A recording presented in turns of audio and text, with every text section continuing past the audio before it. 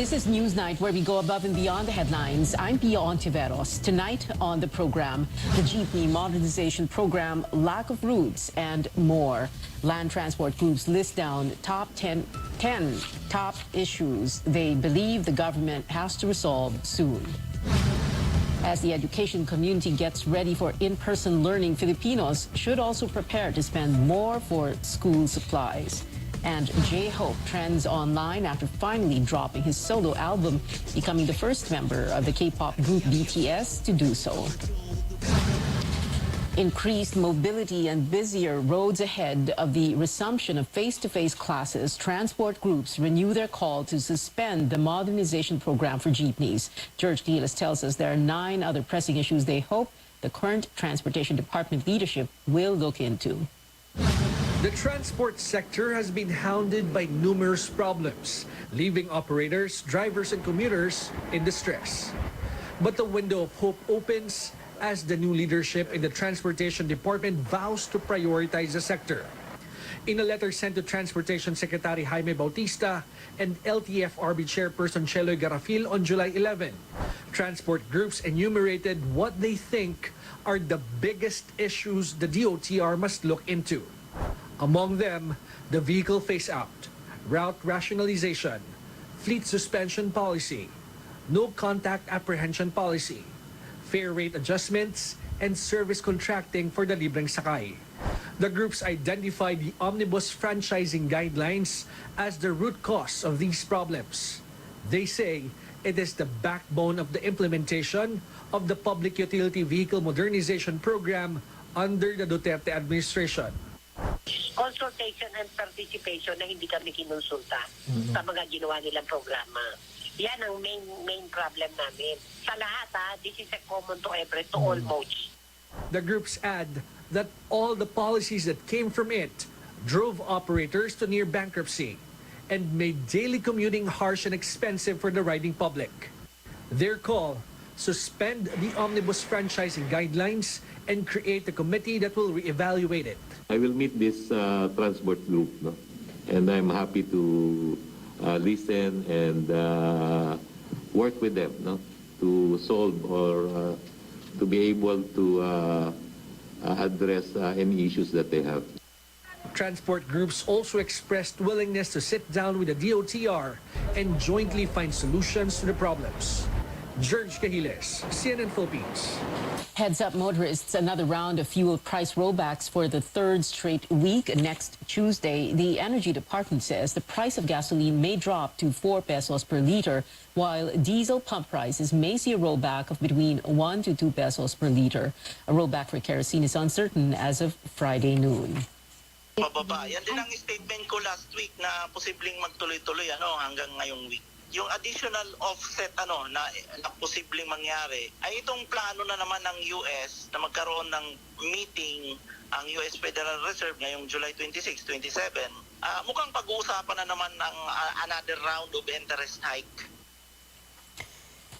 Director of the Energy Department, Rufino Abad, says the expected big-time interest rate hike of a percentage point in the United States will temper economic activity and demand for fuel products. Abad says this will ease price pressures and could sustain fuel price cuts. Central banks around the world, including the Philippines, are raising borrowing rates to contain surging inflation.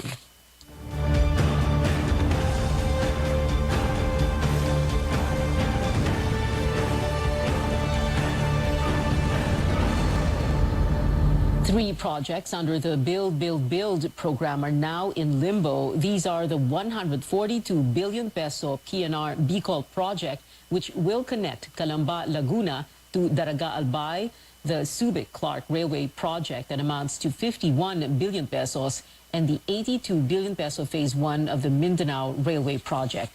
Transportation Undersecretary for Railways, Cesar Chavez, says China backed out from financing these projects through loan agreements. Chavez says the Philippine government received no response from China concerning the projects. Based on the last cabinet meeting, Chavez says President Marcos has this marching order. Ang direksyon ni President Bongbong Marcos, bumalik sa negotiating table at tingnan ang ibang options. Walang pondo ang gobyerno para pondohan ito. Ang options niya, ODA or PPP. Transportation Secretary Jaime Bautista is set to meet with Budget Secretary Mina Pangandama next week, July 22nd, to discuss the funding of transportation-related projects in the pipeline. The Departments of Labor and Migrant Workers promise overseas Filipino workers that government services will be unhampered during the transition of several attached agencies. The government eyes a fully operational DMW in 2023. Tristan Odalo reports. Herbert and his wife are both overseas Filipino workers returning to Saudi Arabia. Herbert says the processing of their documents went smoothly, but some of their colleagues were not as lucky. Kasi 4 years po kami din nakauwi, ngayon lang din po namin na-try. Compare namin nung nakaraan, tsaka yung bakasyon namin is parang mas smooth po yung flow ng ano. Mas mabilis na ngayon. Experience po nung kasama namin sa trabaho, hindi po siya exempted, kaya nag-process po siya ng on the spot. Herbert welcomed the commitment of the newly created Department of Migrant Workers or DMW to fast-track the processing of documents for OFWs. Sana'y maging maayos po yung pagtrato nila sa mga OFW. One stop na lang po din yung mga ibang Hindi kagaya po ng iba na iba-ibang location po, napakahirap po mag-process. Glenn, another OFW bound for Saudi, says he hopes that the new department could ease the burden of OFWs in dealing with various government offices. Sana maayos yung kalakaran. Dati sistema mabagal kasi. Pero sa ngayon, medyo okay na naman sana. On Thursday, the Labor Department and the DMW signed a joint circular facilitating a smooth transition among 6 labor agencies attached to DOLE to the DMW. To make sure that services to the OFWs and their families will be continuous, and in fact, dapat ay pagandahin pa at pagbutihin, lalo na sa panahon na ito na mayroon tayong mga nakikita na usapin na naroon po ang ating dapat na pagtulong. The Migrant Workers Department also vows to expedite the processing of Overseas Employment Certificates or OECs, the accreditation of foreign employers, and the government's fight against illegal recruitment and human trafficking. The agency will also set up a command center to address all OFW-related concerns. Isa na lang ang ditulugan ng mga pamilya ng OFWs yung para sa shipment of remains, para sa repatriation of stranded and or exploited OFW. So lahat yan i-process namin yung mga requests. And now that all OFW concerns will be under one department, DOLE says they can now focus on local employment, still reeling from the pandemic's impact. Tristan Odalo, CNN Philippines. In other news, some advice from health officials: consult your doctor as soon as you show symptoms of dengue, ideally within the first 2 days. DOH Calabarzon Medical Director Voltaire Guadalupe says late detection could lead to severe dengue. Figures show over 27 people have died of dengue in the first half of the year. 12 of the 27 were from Calabarzon. Half of the deaths in the region were children below 6 years old. Children are less able to complain. They are have less body fluid and weaker immune systems. So by the very nature of having a young body and poor communication skills, especially prone talaga sila sa late detection of dengue. Common reason for progression of the disease is late consult with a medical practitioner. 4 dengue infections were also reported at the Philippine Children's Medical Center in Quezon City, 2 of them severe. In the province of Antique, a state of calamity has been raised in the towns of Anini, Hamtik, and Sibalom because of rising dengue cases. Over 1,400 infections were recorded there as of July 2nd. You're watching News 9. The Transportation Department steps up programs for faster and safer travel of students returning to school next month. And a day before competing for the Miss Supranational crown, Philippine vet Alison Black shows off another stunning look. More when we return.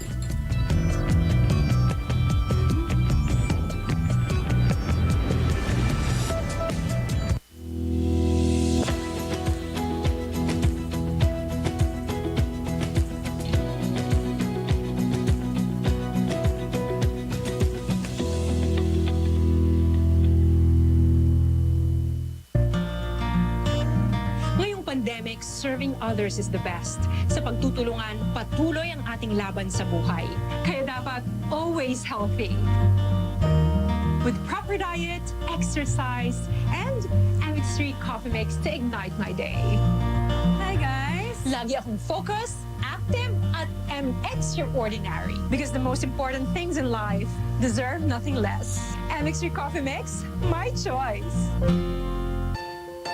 Fried chicken? Timplang happy! With easy-to-cook Magnolia Chicken Timplados. Iba't ibang sarap ng chicken, kaya. Anong Magnolia Chicken Timplados mo? Iba't ibang easy chicken sarap. Unang tama, ilabagan. Ang galing, ang sarap. Nagalagab lang. Sarap ulitin, susulitin ikaw. Ito ang tama.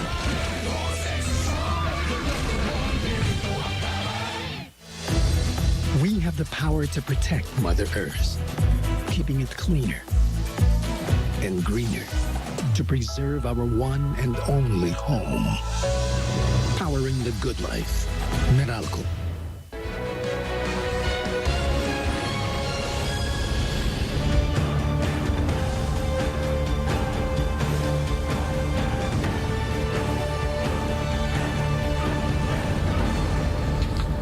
Welcome back. More commuters hitting the road with students set to return to classrooms next month. George Quiles returns to tell us how authorities are gearing up for the full reopening of schools during the transport crisis.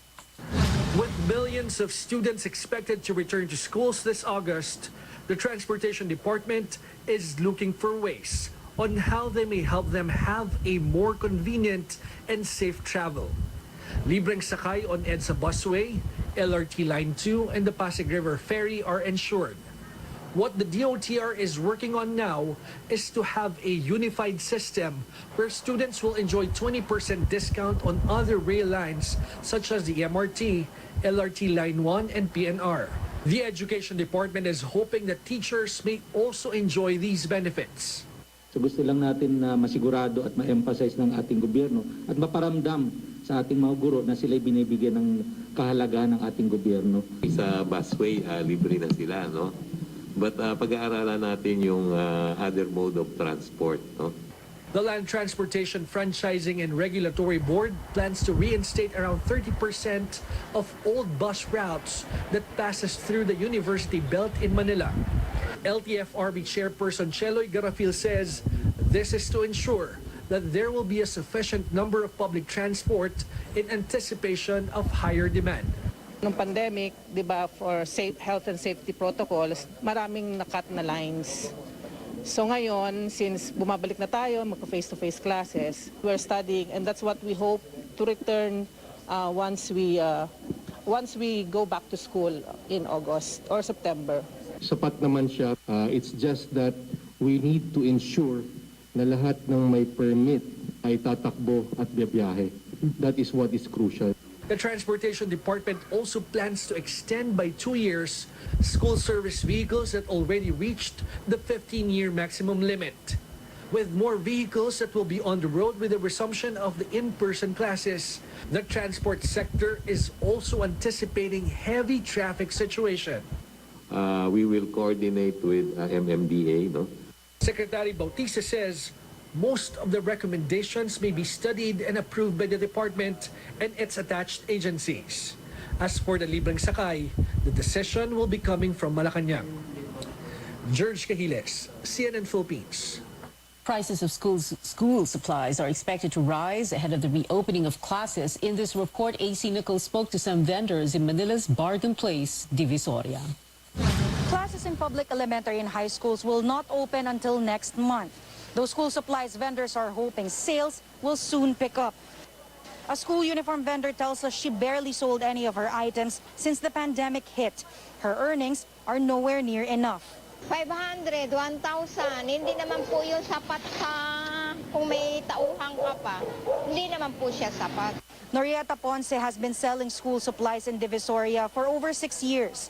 She tells us her buyers are tightening their budget, only buying the most essential items and not stocking up on other things they used to purchase. Wala pa talaga. Yung lahat ng supply bibilhin. Ngayon, yung kung ano lang talaga yung mga importante, yun muna. As fuel and basic commodities prices go up, the same goes for certain school supplies. Some of these items include notebooks. A rim with 10 pieces priced at 140 before is now going for 180.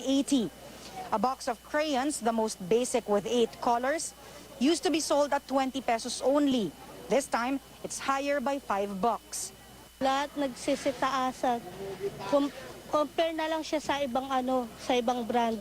Pag ibang brand yung kinukuhaan mo, minsan mababa, minsan mataas. Yung ibang stall mataas, ganyan. Doon ka sa mas mura kasi para may kita ka rin kahit paano. While vendors want to keep their prices competitive, they say they have no choice but to impose increases just to make ends meet. If you have money to spare, it would be better to purchase school supplies now. Vendors say prices could continue to go up as school opening nears.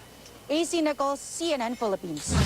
Shifting gears, the Anti-Communist Task Force is here to stay despite calls to abolish it. The National Task Force to End Local Communist Armed Conflict, or NTF-LCAC, met today to discuss plans and the fate of peace talks under the Marcos administration. Amor Santos reports. The National Task Force to End Local Communist Armed Conflict, or NTF-LCAC, does not recommend the revival of national peace talks with communist rebels. It prefers to continue the localized negotiations implemented by the Duterte administration. The NTF-LCAC's executive committee convened for the first time on Friday, led by its vice chairperson, National Security Advisor Clarita Carlos. They also gave a glimpse of what the public can expect from the task force under the Marcos administration. Within the more than 50 years na negotiation natin, wala po tayong nakuhang maganda doon sa national peace talks. The dynamic of conflicts is different in different areas. The local peace talks, the local peace councils are the ones working, so we continue on that level. In regard to the resumption, that is the call of the President of the Republic. Former President Rodrigo Duterte reached out to the rebels even before assuming office in 2016. Negotiations went on and off until he turned his back on the left a year later, as both sides accused each other of ceasefire violations. The Communist Party of the Philippines previously rejected localized peace talks. It said the government was only fabricating reports on the mass surrenders of rebels. The NTF-LCAC now recommends offering amnesty to communist rebels, but gave no further details. Meanwhile, the task force says it will not red tag or baselessly associate anyone with the CPP, which the government has designated as a terrorist group. A former spokesperson, Lorraine Badoy, is facing several complaints for red tagging student leaders, teachers, activists, religious leaders, and even former Vice President Leni Robredo. Badoy now claims someone from the NTF-LCAC is trying to silence her. Tungkol sa kumausap kay Yusek Badoy, wala po kaming kinalaman doon. Inuulit namin ang red tagging ay hindi po nanggaling sa National Task Force LCAC. Nabanggit na po namin ito na hindi namin ito tolerate ang red tagging. What we're trying to do is to unmask kung ano talaga yung totoo, kung ano yung mga grupo na ito. There have been calls to abolish the NTF-LCAC, but it is clearly here to stay as officials say it can put an end to the decades-old communist insurgency. Amor Santos, CNN Philippines. The Communist Party of the Philippines continues to reject localized peace talks, calling them a smokescreen for military abuses. Urban poor groups lay down what they call the real state of the nation more than a week before President Marcos addresses the country. Transport Group Piston and Progressive Group Kadamay led the State of the Urban Poor address today to share the plight of their sectors. The groups highlight the rising prices of fuel and basic goods, the low salaries of workers, and what they call delayed action in addressing economic woes. They call on the President to present a concrete action plan to resolve various issues during his State of the Nation address on July 25th.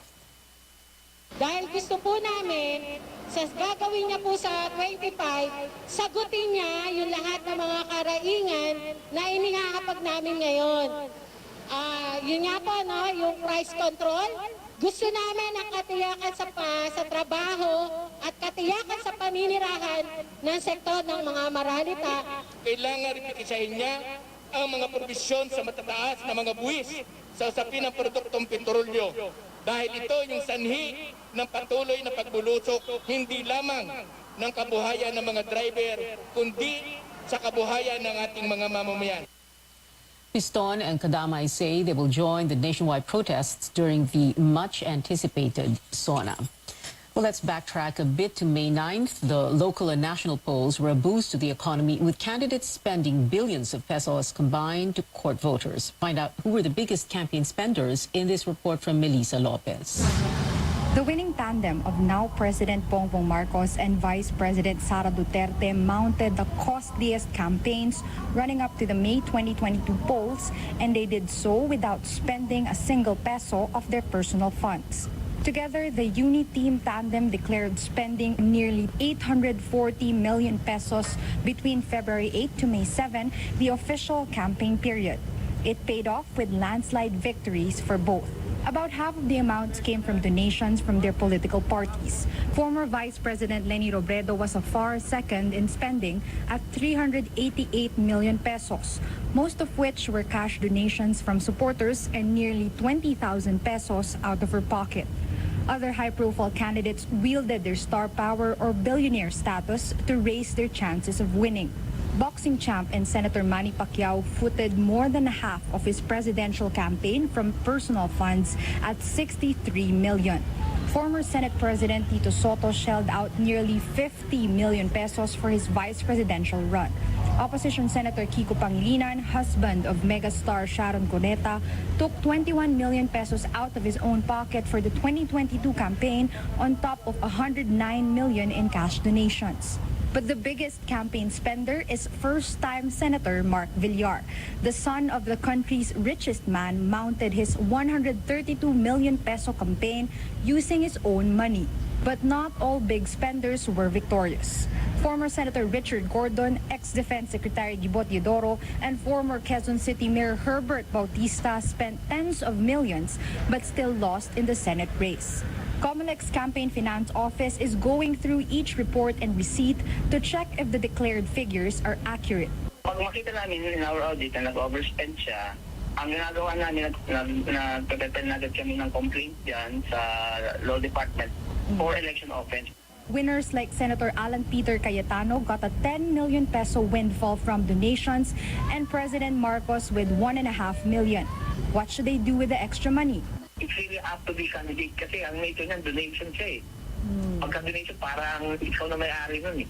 Losing bets are still held accountable. COMELEC says failure to file a spending report will entail a fine or even a perpetual ban from holding any government post. Melissa Lopez, CNN Philippines. In Sri Lanka, embattled Gotabaya Rajapaksa steps down as president 2 days since he fled the South Asian country. The Speaker of the Parliament has formally accepted Rajapaksa's resignation Friday. The former president fled to the Maldives, then to Singapore for a private visit. Sri Lanka's Prime Minister, also supposed to resign, has been sworn in as acting president. He will hold office for up to 30 days or until the parliament elects a new president.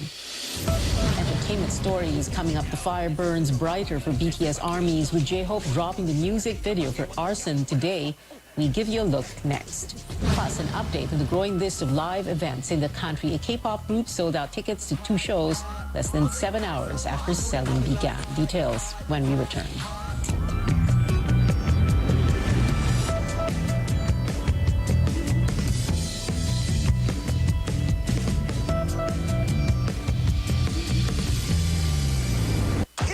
Dangerous out there. Buti na lang, there's locally superfoods with 3 kinds of fruits that are super in many ways. First, there's our dragon fruit drink na mayaman sa prebiotics that aid digestion. Second, there's our passion fruit drink with no added sugar and high in vitamin C. Lastly, we have our mangosteen drink, good for your heart. All superfruits contain more antioxidants than your average fruit to help protect your immune system. Superfruit for super you.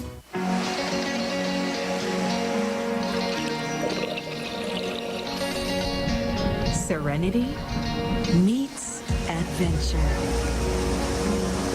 Welcome to the birthplace of Philippine surfing that will surely capture your heart.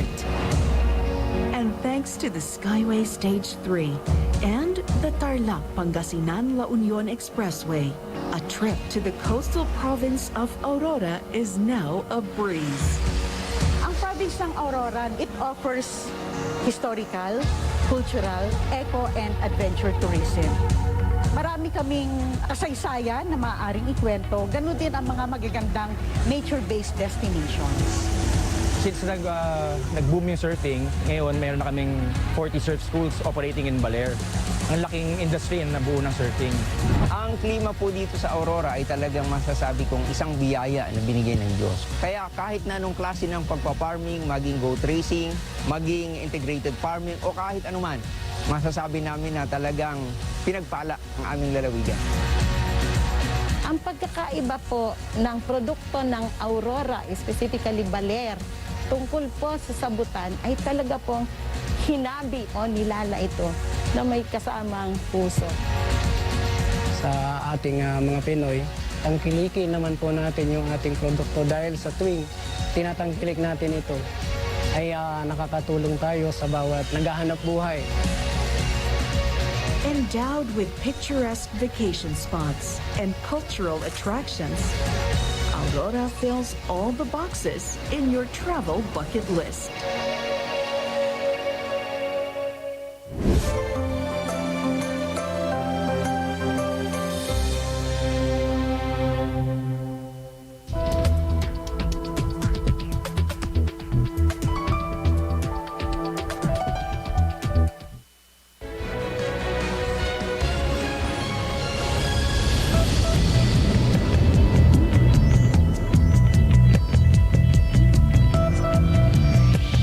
Welcome back. Sports news now. A huge demand for NBA player DeAndre Ayton, with the Phoenix Suns reportedly matching a $133 million four-year offer sheet from the Indiana Pacers to acquire the big man. News outlet ESPN says Ayton signed the Pacers' offer, but the Suns responded quickly, meaning Ayton will return to Phoenix and cannot be traded without his consent for a year.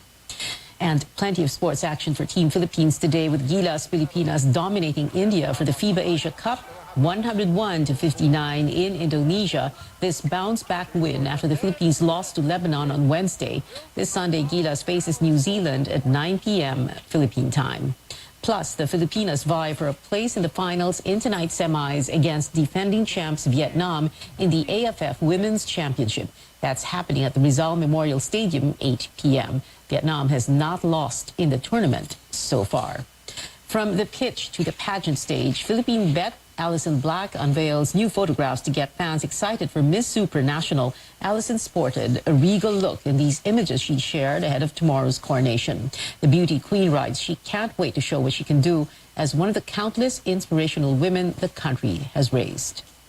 Tune in to CNN Philippines tomorrow at 12 noon to watch the pageant, and at the same time on Sunday for Mr. Supranational.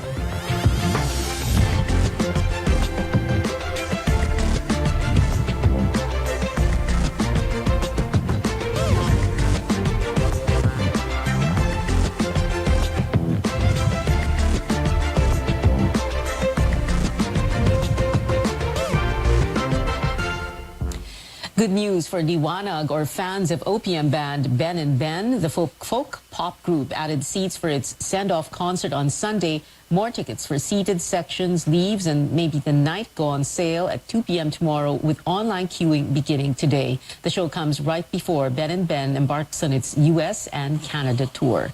And sing along to Anne-Marie's hit track 2002 live this 2022. The British pop sensation will perform at the New Frontier Theatre in Quezon City on October 16th. Ticket selling opens July 19. Filipino Carrots show their love for 17, selling out passes for the K-pop group's 2 concerts on the first day of release. This despite seats being added to, quote, compensate for technical issues and, quote, get as many carrots to watch. Netizens say over 144,000 users lined up for tickets online. And finally, out of the box is J-Hope of BTS's first solo album. The artist just released Jack in the Box, which features 10 tracks, mainly under the hip-hop and rock genres. The music video for the second single, Arson, also dropped today.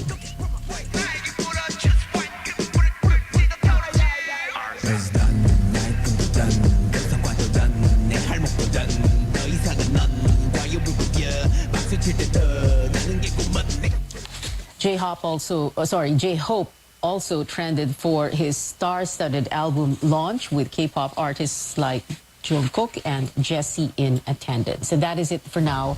Join me again on News.ph at 7 p.m. I'm Pia Ontiveros for Newsnight, where we go above and beyond the headlines.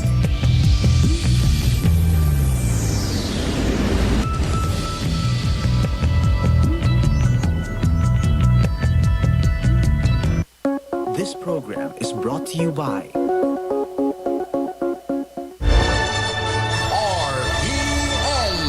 Radio Philippines Network.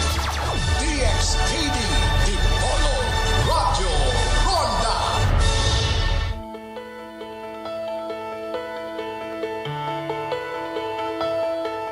Over the past several years, we've made advances in the field of medicine that have changed our lives for the better. For example, robotic surgery is now here with us, and it has made a lot of procedures, for the most part, less invasive, and it's become more common here in the Philippines today. Surgical advances here can even be compared with that of more advanced cities. And the outlook of these cutting-edge technologies is looking even brighter. On the program today, we'll talk more about the state-of-the-art surgeries in the country and developments that may one day be available to all Filipinos. I'm Dr. Freddy Gomez, and this is MedTalk Health Talk on CNN Philippines.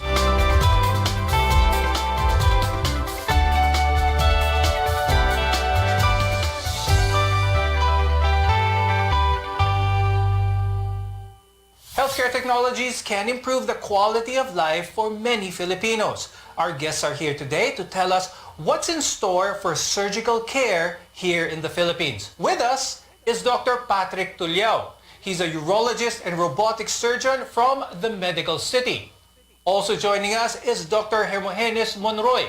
He's the head of surgery at St. Luke's Medical Center, Global City. For the past 400 years, since modern surgery has been performed, it's been more or less a traditional way. Before we talk about the advances, let's talk about what is deemed traditional or normal, kumbaga. How are surgeries traditionally performed? It's usually the open approach. We open the belly and then cut and then suture it and then close the belly again with sutures, with big incisions. Dr. Pat, when it comes to surgical procedures, is surgery the initial mode of management for most diseases?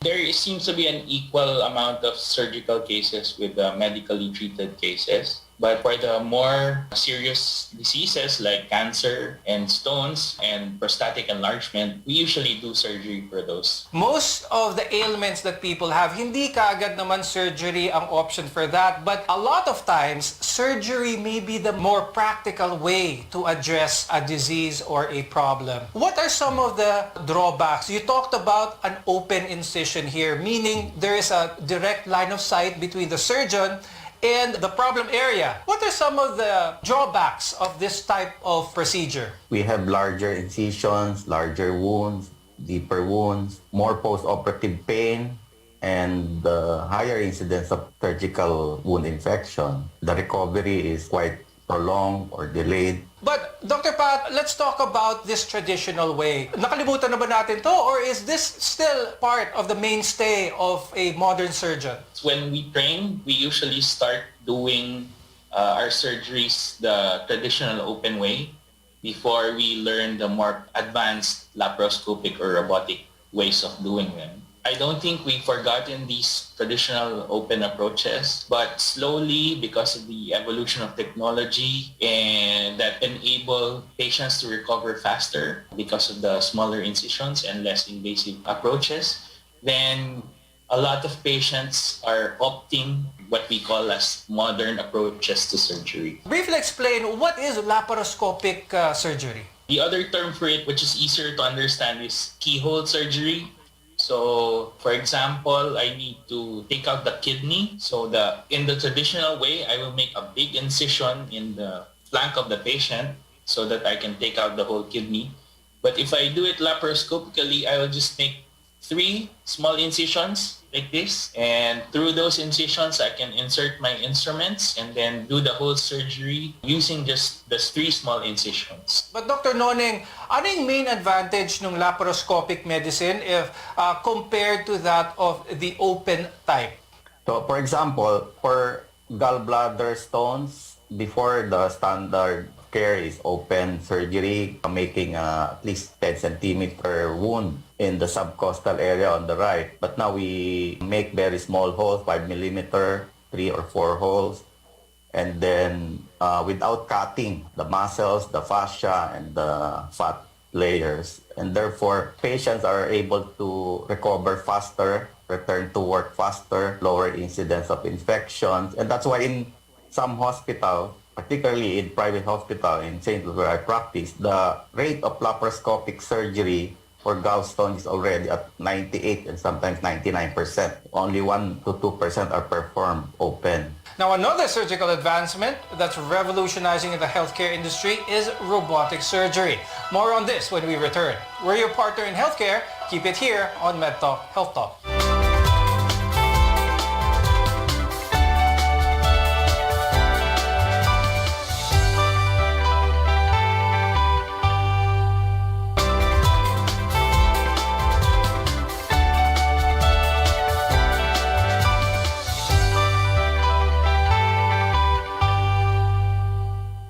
Today, we're talking about surgical advancements in the field of medicine that can help empower Filipinos and ultimately improve everyone's lives. I'm Dr. Freddy Gomez and welcome back to MedTalk Health Talk.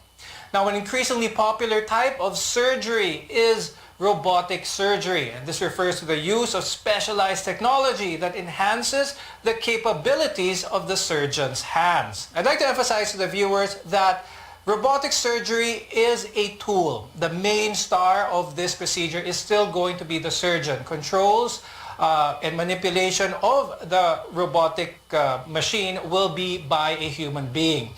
With that being said, Dr. Pat, how long has robotic surgery been available here in the Philippines? I believe it was the first robot was purchased by Medical City. I know that I was still in residency when they purchased that robot, so that would have been around 2011 or 2012. But Dr. Pat, how long has robotic surgery been available in other parts of the world? If I'm not mistaken, it's from the US, which was way back in 2006. So they probably did a lot of testing before they published that papers. It is relatively new, but not that new that the ones operating it are still trying to figure it out. So all the fine-tuning is there, all the skill involved is there. Now, Dr. Noneng, how important is the human element or the human factor here? Bakit hindi pwedeng yung robot na lang ang gagawa ng lahat? Well, it's not an automated machine that we find in industry or car manufacturing. But so the surgeon is still the most important factor or element in robotic surgery. We totally control all the movements of the robotic hands or instruments. Now, Dr. Noneng, what are the main advantages which robot can do in a surgical procedure as opposed to minimal invasive like laparoscopic surgery and even open surgery? It has shorter hospital stay, a lesser post-operative pain, and able to do more complex or more difficult procedures like pelvic rectal surgery, iliac node dissections, and those highly technical or complex procedure because of the different additional features that robot has compared to laparoscopy, like higher definition 3D camera system, articulated or better instrumentations, plus the surgeon is seated in a console, more relaxed, better ergonomics, and the instruments are able to work in very small spaces like the pelvic area or the iliac node area. Can you use a robot with pretty much all the surgeries using laparoscopy or open type? Speaking in general, yes, you can use the robot for any of the surgeries that you can do open, except for those that you like, for example, circumcision. I mean, you can still use a robot, but that's unnecessary.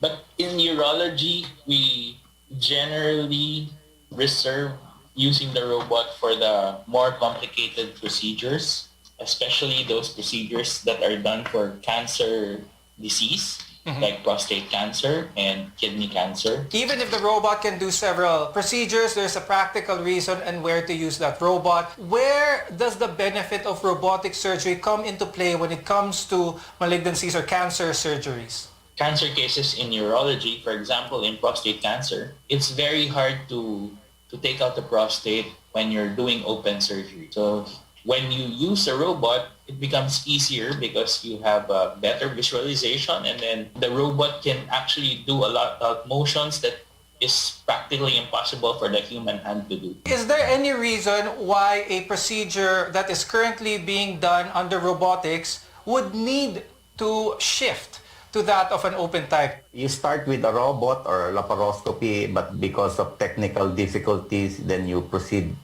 convert to open surgery. You go back to open surgery to complete the procedure. But in robot, there is a very low conversion rate compared to laparoscopic approach. And this is true particularly for obese or very heavy patients and male patients with very narrow pelvis, where the conversion rate is usually higher in laparoscopy. So talking of limitations, I think the main limitation of robotics is really the cost. Rather than that, of course, availability and access to a lot of places in the country. These technologies and much more have improved the way we do surgery. But there's so much more to learn with these advancements in technology. When we return, we'll discuss the outlook of healthcare here in the country. Your health is our mission here on MedTalk Health Talk.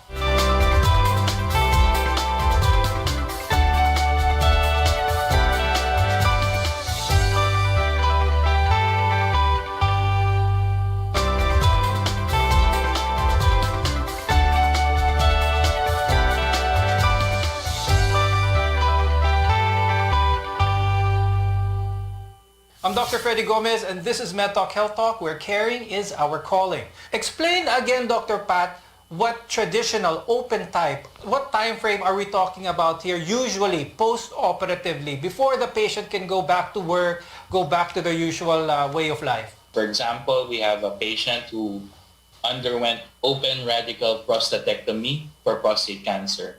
So that patient is expected to stay in the hospital for around 5 to 7 days before he can go home. And then he will wait for the wound to heal, which the wound will be around this big below the umbilicus. So that wound will heal in around 1 month, completely healed. So he can do any activity that he wants to do after a month. With robotic surgery naman, Dr. Pat, if they opt to do robotic surgery for that same procedure, what kind of downtime are we talking about? We expect that patient to stay in the hospital for around 3 days, and he can actually return to his regular activities earlier, usually in less than a month. And because the wounds are so small, there's very little discomfort for that patient. Now, Dr. Noneng, let's talk about the cost of all of these advantages for that matter. Now, how much more expensive is a robotic procedure than that of the traditional way for that matter? They say that it is 1.3 to 1.5 times more expensive than laparoscopic approach. We're talking about 100 or 200, 300,000 more pesos. Is insurance coverage the same for robotic surgery as it is with laparoscopic or open type of surgery, Dr. Pat? Unfortunately, in the Philippines, a lot of insurance will still not cover robotic surgery the way it's covered in other parts of the world. So most insurance companies will still classify robotic surgery as a new type of procedure, even if it's been here since early 2000s. So the coverage is still not there. For the most part, it is still not covered by insurance. So the access there is something that our country, our government can work on. Now, Dr. Noneng, when it comes to access to healthcare, is robotic surgery a must-have nowadays? PGH is the first government hospital that has acquired a robotic system, and we were able to do robotic cases, even if the patient is in the charity ward on or subsidized by the government. So it's feasible.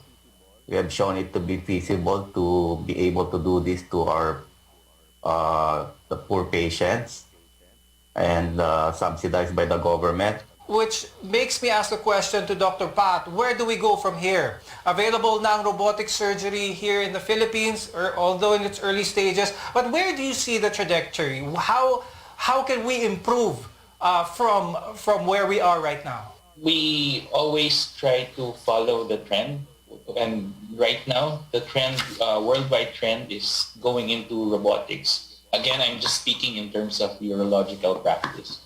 So I think robotics is still the future when it comes to treating malignancies from the urinary tract. So that's the current trend for robotics. So we should, make robotics more accessible and available to more Filipinos, if that's the rest of the world. Dr. Pat, given ba na kailangan techie ka to be a robotic surgeon? You do practically the same things when you do robotic surgery. You just use a different tool. So it's not that difficult to learn how to do robotics. There are a lot of courses that you can take, and you can always call your senior or someone who's more knowledgeable than you to help you out when you do the first few cases. So I think as long as you want to learn it when you do robotic surgery. With that, thank you very much, Dr. Patrick Tuliao and Dr. Hermogenes Monroy, for being with us today, sharing your expertise and your insights about robotic surgery. I'm Dr. Freddy Gomez, and thank you for watching MedTalk Health Talk. We'll see you again next time.